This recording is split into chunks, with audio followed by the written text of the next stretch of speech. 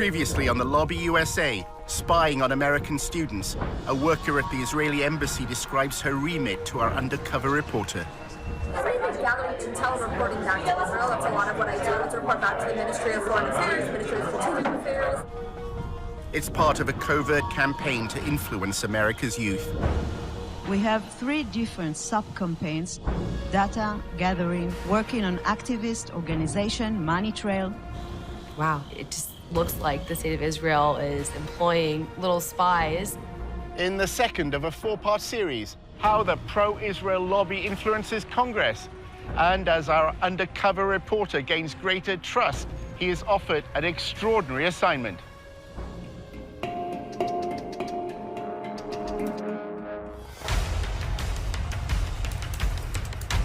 Using an undercover reporter, Al Jazeera's investigative unit infiltrates one of the most powerful lobbies in the world.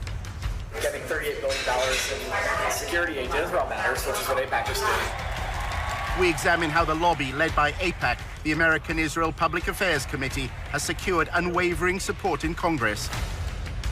Congressmen don't do anything unless you pressure them. And the only way to do that is with money. What the lobby is all about is to make sure that Israel gets special treatment from the United States forever. But after occupying Palestinian lands for half a century, the pro-Israel lobby is facing a new challenge. We called for a full boycott of Israel, divesting from it, and eventually imposing sanctions on it to achieve UN-stipulated rights of the Palestinian people.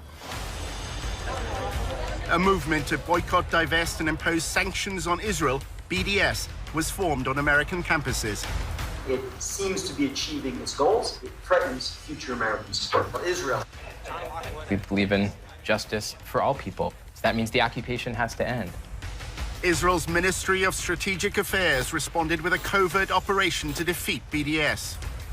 אתה צריך לעשות את זה עם הרבה מאוד עמימות. זה לא גוף צבאי היררכי שאם הרגנו את X, אז כל הגוף מתחתיו לא פועל. So the Israeli government leverages Jewish organizations in the diaspora. Absolutely. It's a psychological campaign involving spying and smears. You discredit the messenger as a way of discrediting the message. Just stay on message. And what is that message? BDS is a hate movement. While our reporter monitored pro-Israel groups, he was asked to go undercover for the lobby. You're going into enemy territory, not for everybody.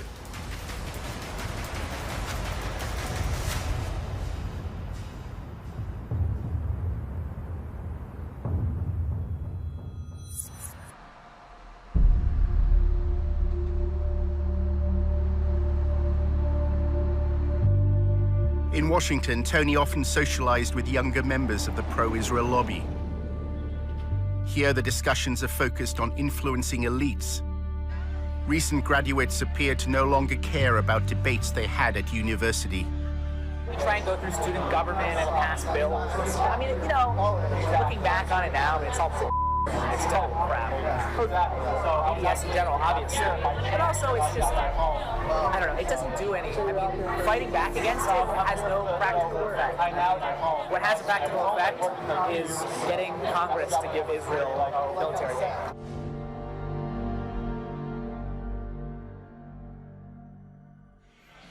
At the end of the day, it doesn't matter what happens at the University of X. What matters is what happens here. What matters is what happens in the capitals of the state, the capitals of other countries. The pro-Israel lobby is keen to co-opt elites beyond America. At a party organized by AIPAC, Tony met an intern at a public relations firm whose clients include the United Arab Emirates. The lobby apparently has allies in the Arab world. The American Jewish Committee is running a study tour to, it's either Dubai or Abu Dhabi, and they're talking about mutual cooperation.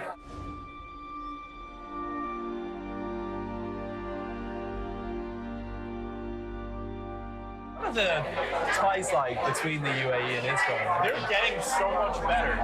Nobody knows. The governments have to coordinate on security. It's all under the table. They're on trade, security, tech, medicine. There's a lot of cooperation. Basically, where I see it stand in right now is the GCC has all this under-the-table cooperation with Israel, and it's getting to the point where it's getting to the surface. Does the UAE have a stake in BDS? They do run all the time the argument of Palestinian suffering and occupation. They do kind of toe that line, but that's because they have to save face in the Arab League. They're literally just trying to cover their bases. Are they actually helping out BDS in any way? They benefit from Israeli tech, so they're not going to boycott them. Why would they? Tony's boss at the Israel Project used to work at AIPAC, where debate about Israel's actions or Palestinian rights were rarely prominent. Does the war of ideas matter? I don't know. I know that getting $38 billion in security aid to Israel matters, which is what AIPAC just did. That's what I'm proud to have been a part of for so long.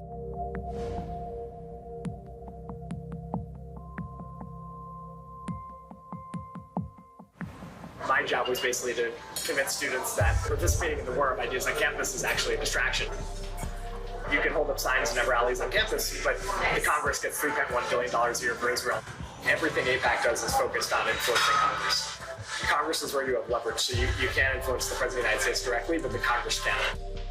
AIPAC is very interested in making sure that every representative and every senator toes the line on Israel. And it is highly effective in that regard. That's why it's considered to be synonymous in many people's heads with the lobby. AIPAC's website shows members of Congress attending its conferences and declaring their support for Israel. And on behalf of Congress, thank you for sending a clear and unequivocal message to the world that the United States stands with Israel now, tomorrow, and always. I reject the BDS movement, whether it be on campuses in France and London or right here in the United States of America. To get elected in the American political system, you need lots of money. What AIPAC does is it makes sure that money is funneled your way if you're seen as pro-Israel, and it'll go to significant lengths to make sure that you stay in office if you continue to be staunchly pro-Israel. May God bless Israel. May God bless the United States of America. May God bless you all. Thank you so much. Thank you. They have questionnaires. Anybody running for Congress is expected to fill out a questionnaire. And they evaluate the depth of your commitment to Israel on the basis of that questionnaire. Then you have an interview with local people. If you get AIPAC support, then more often than not, you're going to win. Jim Moran is a Democrat who represented a congressional district in Northern Virginia. You realize it's not just the money, it's the number of concerned activists. They'll send out postcards, they'll make phone calls, they'll organize. I mean, that's the democratic process. They understand the democratic process. We made sure that there were people in every single congressional district. And then you'd call them up and say, I'm calling from AIPAC in Washington. I did these calls. We hear that you're good friends with Congressman so-and-so. Oh my God, yes. We've been friends since elementary school. Well, what does he think about Israel? I never talked to him about Israel. Well, can I come down and talk to you and help you figure out a way to talk to him about Israel? No, just tell me. What should I say? I don't have to, I'll just tell him. Our undercover reporter wanted to learn more about how funding is secured for congressmen. Speaking of the devil. David Oakes, a prominent pro-Israel advocate, invited Tony to a fundraising event. Oakes later called him to discuss the details. Is it just a social event? No, hold on. I'm going to email you a list of the people that this group supports.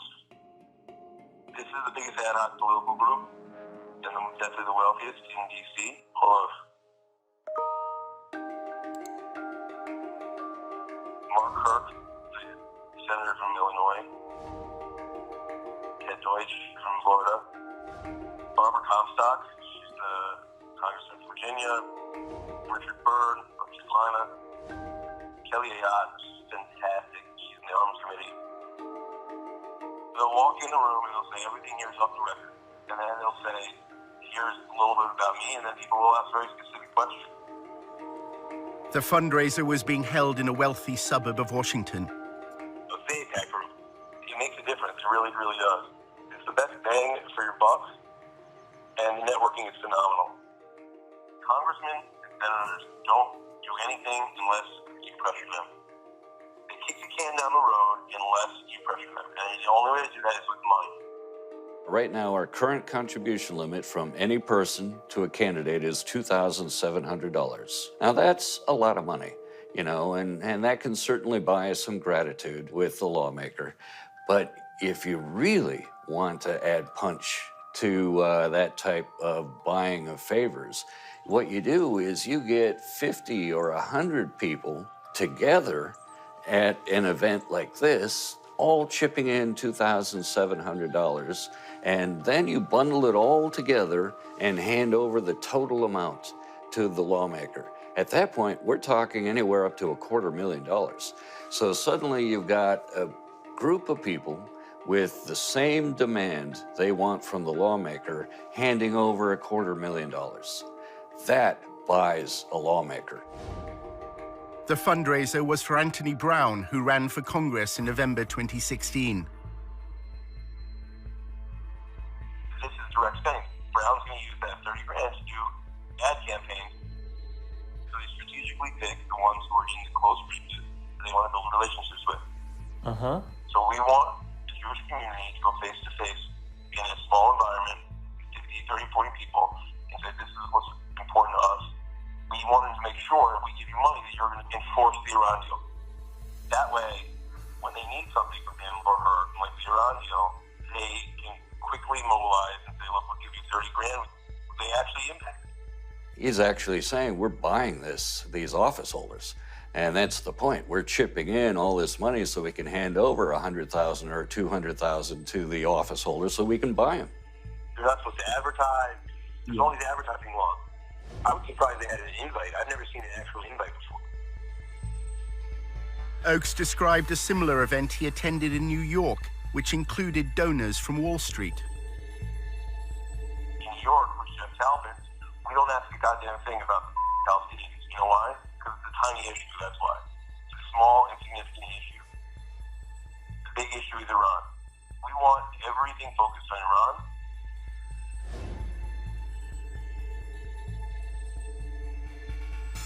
What happens is Jeff meets with the congressman in the back room, tells them exactly what his goals are. And by the way, Jeff Talpins is worth $250 million. Basically, they hand him an envelope with 20 credit cards and say, you can swipe each of these credit cards for $1,000 each. There is a disclosure law that is designed to highlight whether there may be potential money laundering going on in events like this. And that is if the funds are earmarked. And that means the organization has to disclose who showed up at that event and how much each individual chipped in and what they handed over to the lawmaker. What's the name of the group that puts this on? It doesn't have a name. There's no name. It's an ad hoc political group. For all the legal reasons, people pool their money. What this specific group is doing to try to avoid that disclosure requirement, it isn't taking money and then putting it in its own account and then handing it over to the office holder. It's just collecting credit card information and then turning that over directly to the candidate. Therefore, it's not violating the earmarking law, and they're not reporting this. All we would see on the campaign finance reports are the individuals who contributed, but there'd be no record on those campaign finance reports that they worked together as a bundling group, that they were all at this event. All we'd know is person A gave $2,700, person B gave $2,700, and we'd have no idea they're working in tandem with each other. The one in New York is 10 grand over 2 cycles. It's a minimum commitment. Some people give a lot more than that. Whatever your commitment is. So like if you give 5,000, Jeff will ensure that I don't go over the 2,600. You know what I'm saying?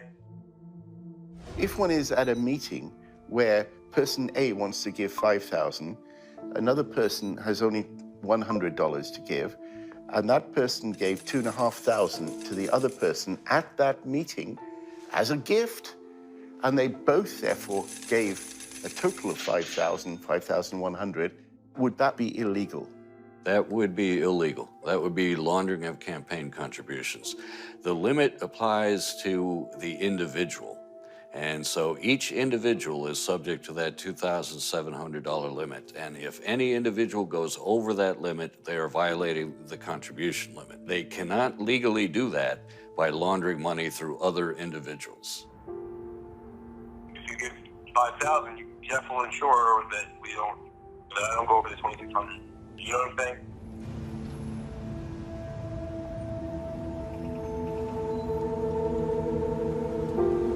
During a cab journey across Washington, Tony's boss at the Israel Project, Eric, spoke about his former job as a fundraiser for Jeb Bush. I was one of the first employees of the Bush campaign. The first time Trump came up in a conversation was we were going to solicit him for Jeb. And we're like, why isn't he writing a check? We would joke, like, this is the donor who went nuts. Eric shares his concerns about Jeb Bush's campaign. I hope the Justice Department doesn't make an example out of Bush, because we were operating in a real gray zone. And we raised enough money, we figured, let them come at us, we'll defend ourselves. We thought he's going to be the Republican nominee, everyone did at that stage. A relatively small number of families supply hundreds of millions of dollars annually to lobby politicians. The 200 families whose giving constitutes 90% of all political giving are not giving because they want a government contract or because it's good for their business. They're doing it because they actually care. In my view, it's obscene how much money there is. One of the most effective uses of the lobby's funds occurs when Congress is on its break. Every year, they fly hundreds of members of Congress to Israel for these extended travel junkets that are really lavish. They're first-rate vacations. They'll rack up $20,000 or more for a vacation for a member of Congress. The member can bring along their spouse, and they have a great time. You are told that Israel continues to be under siege from hundreds of millions of its neighbors who are Muslim and who hate Israel, who hate Jewish people. You're told that Israel survives because of the United States and because of American politicians like you who support us. An attempt was made to change the law so that all expenses-paid trips would be considered a bribe. I drafted legislation to try to reform the whole profession of lobbying to get rid of free travel and gifts from lobbyists. The Honest Leadership and Open Government Act of 2007 significantly enhanced the travel restrictions that if you're an organization that employs a lobbyist, you can only provide a one-day trip for a member of Congress. Then AIPAC exerted its influence. There was a major loophole written into the travel restriction that was essentially engineered by AIPAC, and this loophole is widely known as the AIPAC loophole. The clause excluded educational trips organized by a charity that didn't hire lobbyists. AIPAC happened to be affiliated to such a charity. It doesn't have an office, it doesn't have any employees, it's just a tax form that they filed. Gifts of dinner, gifts of wonderful resorts to stay at, gifts of entertainment, all of which is packed up into one of these trips, is a very, very effective tool at influence peddling. Most of our donors were like nudniks, like schleppers. The quality is starting to improve. We're attracting more impressive people. Until recently, the people we're attracting, was the guy, he's wealthy, gives away $25,000 a year, $10,000 is to us, and this is his hobby and full-time job, and he won't shut the up or stop calling. We're finally starting to expand into the class of donors that AIPAC has, which is like the more elite, easier to work with, smart, strategic, writing big checks kind of money. It takes just as much time to get a $10,000 check from someone as it does getting $500,000. The money raised by AIPAC doesn't just fund congressmen who support their goals. If you wander off the reservation and you become critical of Israel, you not only will not get money, AIPAC will go to great lengths to find somebody to run against you and support that person very generously. And the end result is you're likely to lose your seat in Congress. They threaten. They immediately threaten. Even if they know that AIPAC can't defeat them, AIPAC can make their lives more difficult. They can make sure that their next town meeting or something, some members of the Jewish congregation jump up and say, but you're anti-Israel. In 2002, AIPAC was lobbying Moran to vote for the invasion of Iraq. The executive director of AIPAC said that his most important accomplishment was securing the authorization for the use of U.S. military force in Iraq. AIPAC was pushing it very hard. Why does AIPAC benefit from the United States going to war? The United States getting involved in wars in the Middle East is ultimately in Israel's interests, because we have a stake in the region. Congressman Moran refused to vote for the invasion, as AIPAC requested. There are compelling, fundamental reasons why this body should oppose this resolution. Then at a public meeting, he was asked a question. A Jewish woman actually stood up in a town hall. She said, why aren't more Jews involved in the marches against the war? I said, if the leaders of the Jewish community were opposed to the war, I think that would make a difference. The lobby reacted, claiming this was evidence of Moran's belief in a Jewish conspiracy that was leading America to war. There was a conservative rabbi in my district who was assigned to me, I assume, by AIPAC. And he had warned me that if I voiced my views about the Israeli lobby, that my career would be over, and implied that it would be done through the Post. And sure enough, the Washington Post editorialized brutally. Everybody ganged up.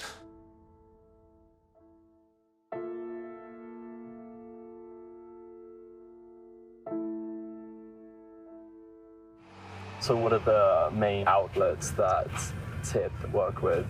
Washington Post is the biggest one. Okay. Isn't that like just down there or something? Yeah, it's actually that building. Moran claims the Washington Post's editorial board has a close relationship with AIPAC. The principal editorial board of the Post itself has been a very effective instrument because they've been able to maintain their credibility. And it's a great paper in every other way, but because they have such credibility, they're extremely effective.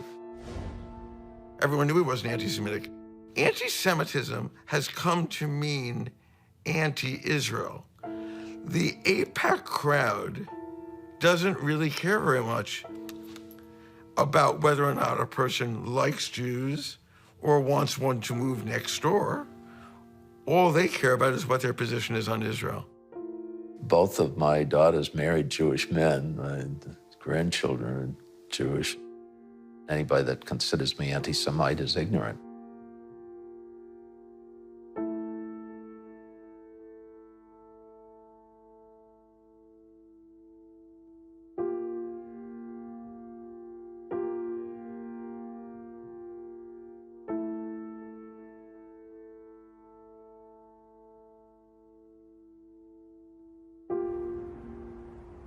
In part two, a battle over the definition of anti-Semitism on America's campuses.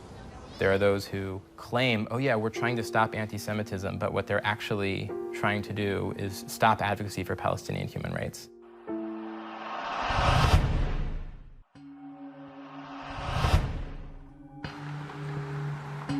In part one, our undercover reporter discovered that many young people in the pro-Israel lobby have given up debating the BDS movement on campus. We try and go through student government and pass bills. I mean, you know, looking back on it now, it's all it's total crap. Fighting back against it has no practical effect. What has a practical effect is getting Congress to give Israel military aid. Tony was attending a party run by an advocacy group that he'd joined. A journalist then approached him with an extraordinary proposition. He wanted Tony to work undercover for the lobby at a meeting of BDS activists. for the Allgemeiner, and we're trying to recruit someone to go undercover just to go there and just see what's going on. And I think the person would get paid for it too.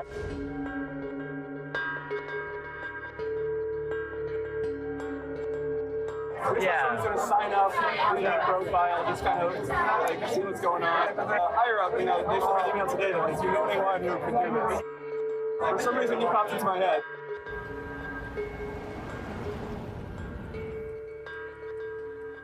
A few days later, a journalist from the Allgemeiner contacted Tony. It was the undercover has to be kept pretty quiet. We would like to have some recording device on your person. Any level of potential danger or, difficulty, violence or verbal assault, none of that concerns you or puts you off? No, because I think I'm pretty good at just being kind of zen in the face of verbal assaults. The Allgemeiner claims to be the fastest growing Jewish newspaper in America.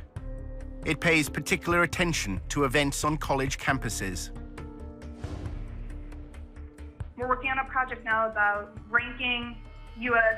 universities and colleges in terms of their anti-Semitic and anti-Israel activity. We have a campus bureau that monitors this sort of behavior and these incidents and these campaigns all day long, all week long.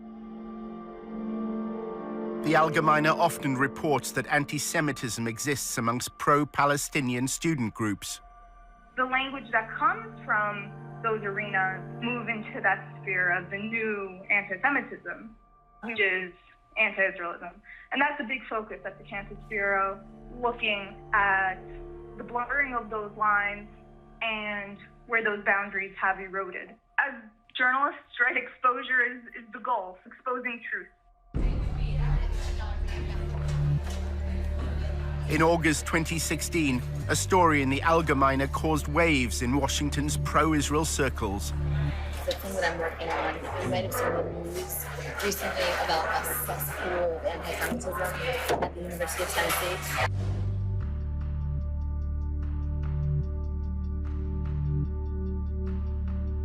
So the expose was on these anti-Semitic tweets. They uncovered 14 current students, 5 recent graduates at the University of Tennessee that have tweeted all of these horribly anti-Semitic things. The evidence was released by an anonymous group within the pro-Israel lobby. They're called Canary Mission. Nobody really knows who they are. Yeah. They expose anti-Semitism, anti-Israelism, and anti-Americanism in the U.S., like on college campuses. They study it and then release these expose reports, but they're secret. They don't reveal who they are. The University of Tennessee is based in Knoxville, a quiet city in the east of the state. Tennessee is conservative and religious. The Christian church has political influence here. 6 out of 10 voters opted for Donald Trump. At the university, students and professors, including opponents of BDS, were taken aback by the headlines.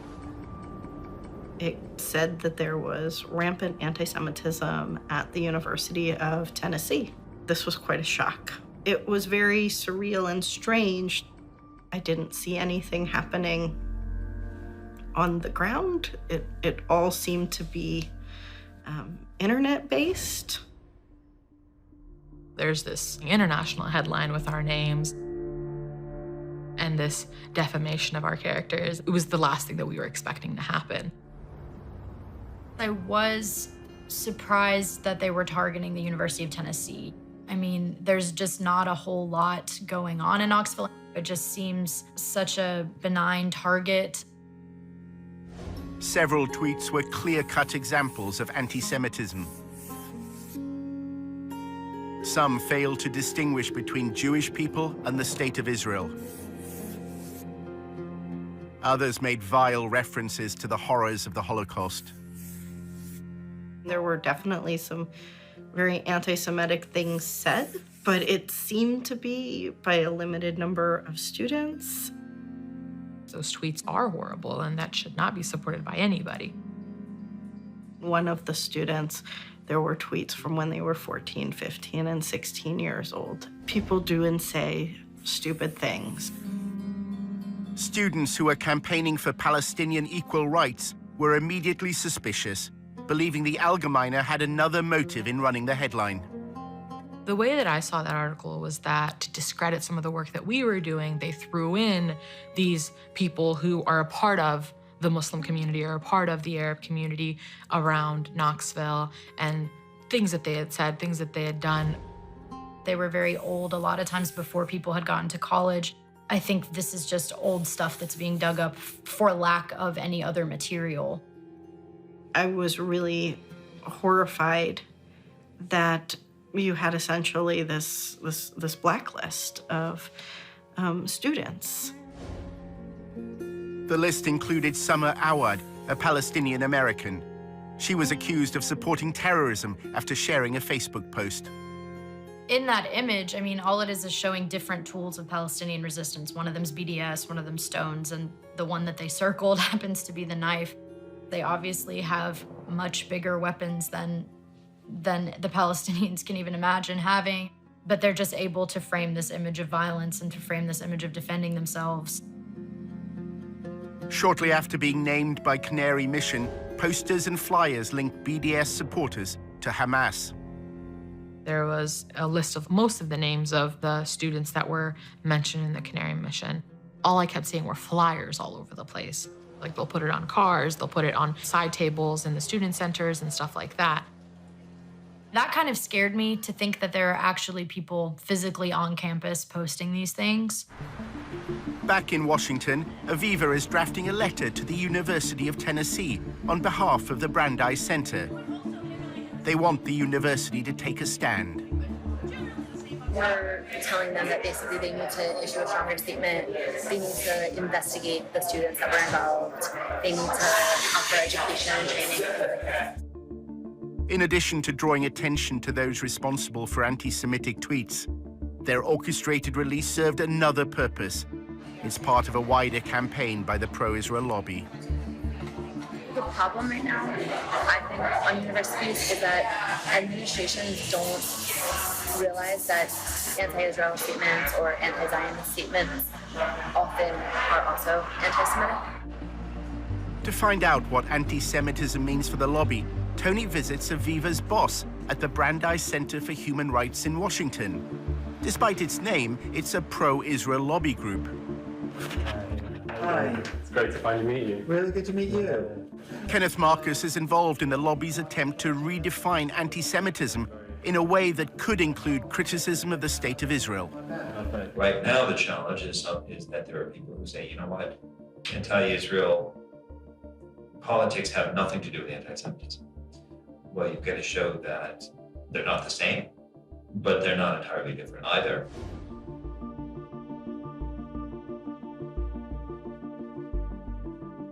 The goal is to have the federal government to establish a definition of anti-Semitism that is parallel to the State Department definition.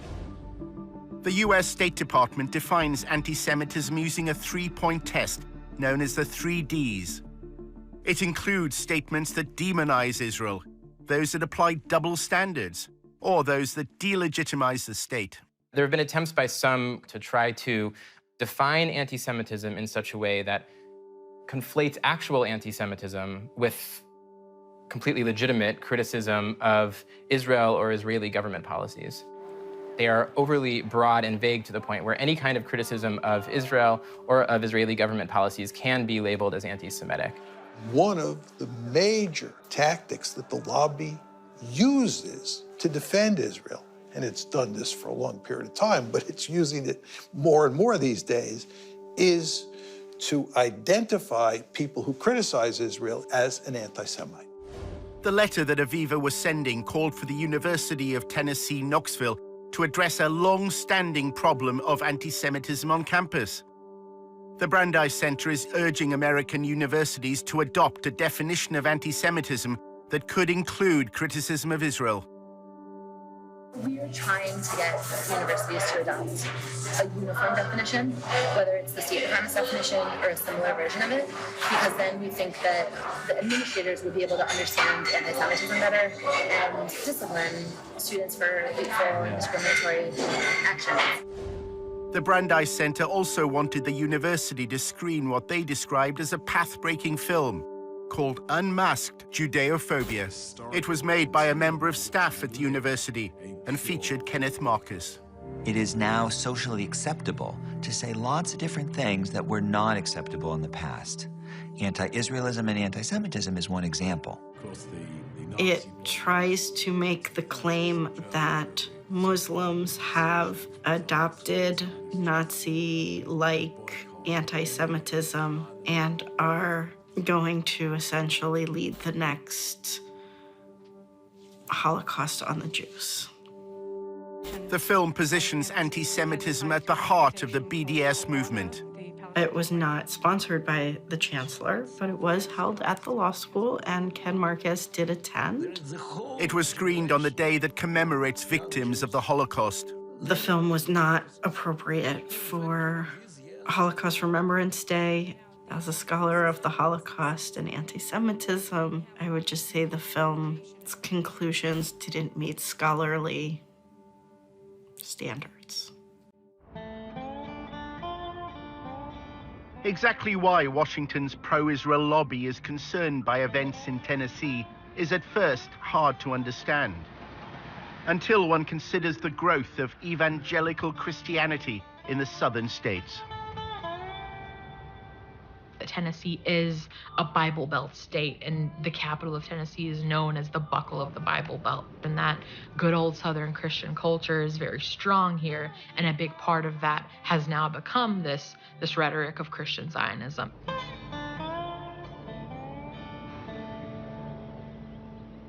Satan hates Israel and the Jews because Israel's restoration initiated the last days of Bible prophecy. Christian Zionists believe that for the end of times to come, for Christ to return, it's necessary for Israel to control all of what was historically considered to be Israeli territory. Based on prophecy, Jesus Christ could never have returned for the church to resurrect the dead in Christ until Jerusalem was first in the hands of Israel and the capital of Israel. Christian Zionists and Christian organizations that lobby on behalf of the Israeli government, a lot of them have a theology which I think is in many ways anti-Semitic. The Jews have to leave the West. It says in your Bible, God will bring them back to Israel from the West. It instrumentalizes Jews in such a way that their goal is that all Jews around the world will leave where they live and move to Israel, because in their theology, that is what will lead to the coming of the Messiah again, and then all the Jews will convert or will all be killed. Leaders of the Christian Zionist lobby threw their weight behind the Trump election campaign. I have been asked 101 times plus, why do you think Donald Trump won? And I have an immediate answer. Because he was the only one that was blessing Israel. The evangelicals flooded the voting booths this time like at no time in our history. And a lot of the laws that are being enacted in those states that are pro-Israel, anti-BDS, are coming about in part because there is so much sympathy for Israel in that community, which has a lot of political power. Senate Joint Resolution 170, bipartisan resolution to condemn boycott, disinvestment, sanctions movement, and increasing incidence of anti-Semitism. In 2015, Tennessee became the first state legislature to condemn BDS. It's the result of the lobby's attempt to use legal means to quell BDS on campus. In recent light of anti-Semitic things that have happened here in Tennessee on our college campuses, we are just expressing our support as an ally for the state of Israel. And with that, I renew my motion. made it seem as though there's this huge Palestinian liberation movement happening in this state. That's the way that it was presented at the legislature, was that we need to stop this before it takes over our state. There's an intensive effort by Israel and pro-Israel groups to get governments, universities, legislative bodies to adopt a definition of anti-Semitism that includes criticism of Israel and its state ideology, Zionism. We're the space where a lot of these things are initially brought and tested. The rough drafts, like the beta version, comes here, and then you'll see that same bill go into another legislator the following year. According to their definition, if I say to you that I believe that instead of separate Israeli and Palestinian states, there should be a single state where Jews, Christians, Muslims, atheists, everyone has full equal rights, the way they do under the Constitution of the United States, that would make me an anti-Semite because I'm denying Israel's right to be a Jewish state. How to define anti-Semitism? I would say hatred, discrimination, violence, animus towards Jews for being Jewish, I would say is the broadest definition of anti-Semitism. They have created this perverse definition of anti-Semitism where calling for everyone in Palestine, Israel to have equal rights is somehow an attack on Jews. And they're trying to get this pushed into official definitions. And this has been a key goal of people like Kenneth Marcus and the Brandeis Center, so that they can then go after people who are advocating for equality and bring them up on charges that they're actually anti-Semitic bigots. You have to show that they're racist hate groups and that they are using intimidation to get funded and to consistently portray them that way. 6 months after the Allgemeine ran its report, an anti-Semitism awareness bill was brought before Tennessee's State Assembly. The bill incorporates the 3Ds definition, which can include criticism of Israel. Kenneth Marcus gave evidence. When I had read a newspaper article in a major national Jewish newspaper indicating some issues, we independently verified several different issues going on with blogging, I think it was Facebook entries, Nazi-type references to Jews, and the need to kill Jews. They may have dealt with that, but it seems to me it's an indication that the problem is here. In order to create enough sort of political momentum and hysteria to get these bills through, you need to show that anti-Semitism is rife on campuses. You see groups like the Brandeis Center jumping on headlines which are very dramatic and very scary. Incidents like the one that they claimed happened at the University of Tennessee are certainly helpful in a political sense if you're trying to push legislation like that through. A right to exist. Aviva Vogelstein also traveled to Tennessee. If a student on a campus says, from the river to the sea, Palestine will be free, meaning that from the Jordan River to the Mediterranean Sea, there will be no state of Israel, that would be considered anti-Semitic. Another example would be when students on campus chant things like, Intifada, Intifada, we support the Intifada. That's calling for, an Intifada is calling for violence against innocent Israeli civilians. And that is an incitement to violence. And it's calling for demonization and delegitimization of Israel. 7 months earlier, when Aviva was writing the letter to the University of Tennessee, she was talking to a leader of the Jewish community in Knoxville. It seems that she told Aviva that the University of Tennessee doesn't have a long-standing problem of anti-Semitism. She's like, I've been on campus for 10 years and there have been no actual incidents of anti-Semitism. These tweets are obviously disgusting and need to be addressed. It's very misleading that they're calling this a cesspool of anti-Semitism. Jewish students at the University of Tennessee repeated this sentiment before the state legislature.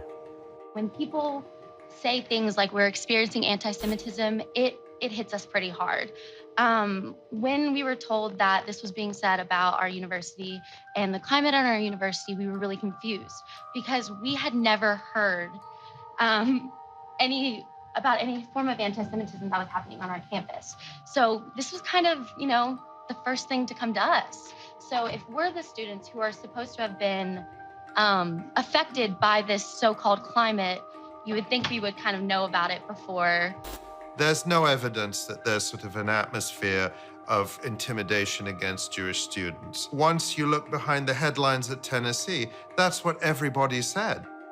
I think it's important to highlight that any allegations that this bill is based off of, those allegations are purely external allegations, meaning they're coming from all over the country except for Tennessee.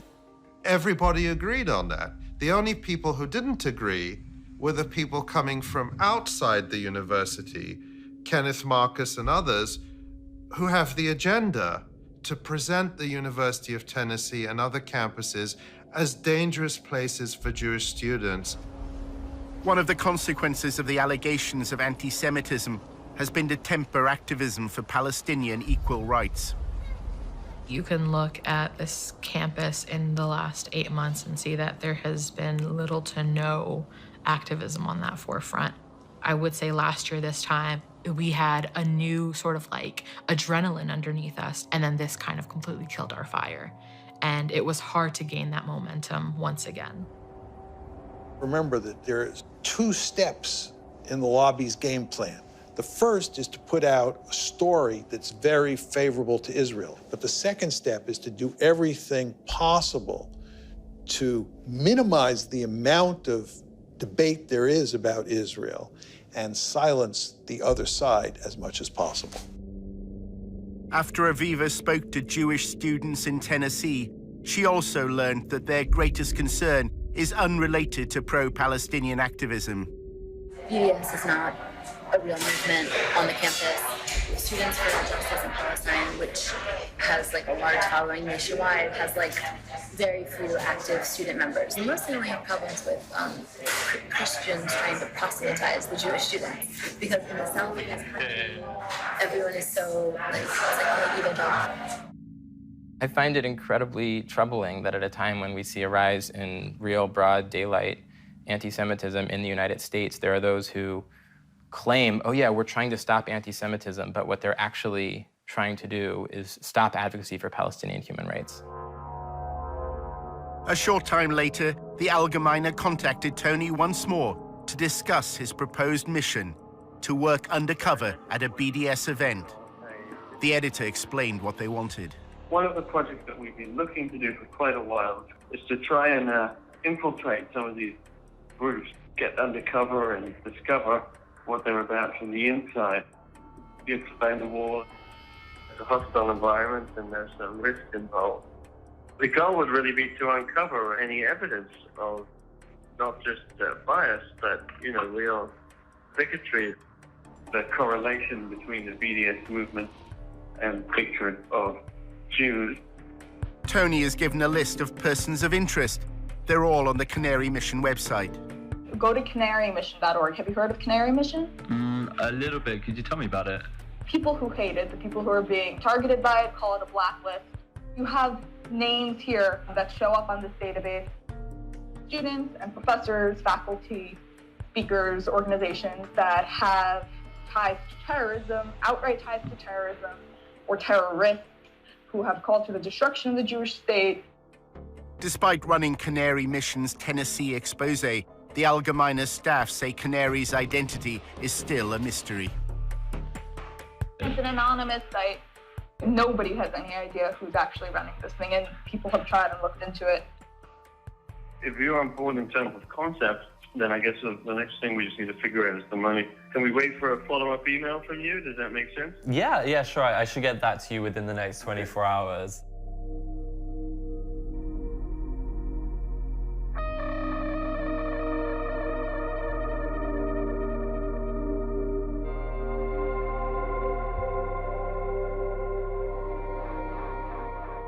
Coming up in episode 3 of The Lobby, how anonymous websites smear pro-Palestinian activists on campus. It was really an attempt by people who didn't know us to think, maybe I can destroy this marriage at the very least. It's psychological warfare. Drives them crazy. They're terrified of Canary Mission. And we reveal for the first time the people behind Canary Mission.